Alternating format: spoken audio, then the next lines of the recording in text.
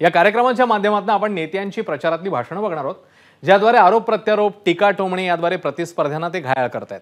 शिरूर लोकसभेचे महाविकास आघाडीचे उमेदवार अमोल कोल्हे आणि महायुतीचे उमेदवार शिवाजीराव आढळराव पाटील यांच्या डमी आणि डॅडीवरून चांगलाच कलगीतुरा रंगलाय। पाहूया।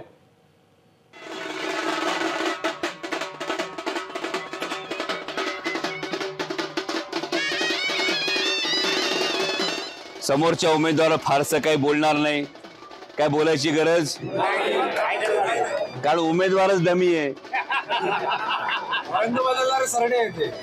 पण उमेदवार डमी कशासाठी की ज्या स्वार्थासाठी पक्षप्रमुख उद्धव साहेब ठाकरे यांना दगा दिला, धोका दिला, गद्दारी केली आणि शिंदे साहेबांच्या शिवसेनेत आले, त्या शिंदे साहेबांच्या मनात पहिल्या पसंतीचा उमेदवार भलतेच होते।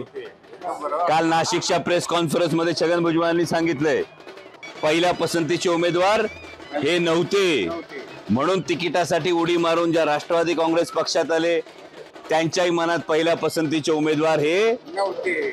म्हणजे नेत्यांच्या मनातच पसंतीचे उमेदवार नाहीत, ते जनतेच्या मनात कसे काय होतील हा महत्त्वाचा प्रश्न आहे। मी डमी उमेदवार नाही, मी डॅडी उमेदवार आहे। समजलात का? त्यांनी समजून घ्यावं, डमी ते असतील, डॅडी मी आहे। निवडून तो गेला, कामं मी करतोय।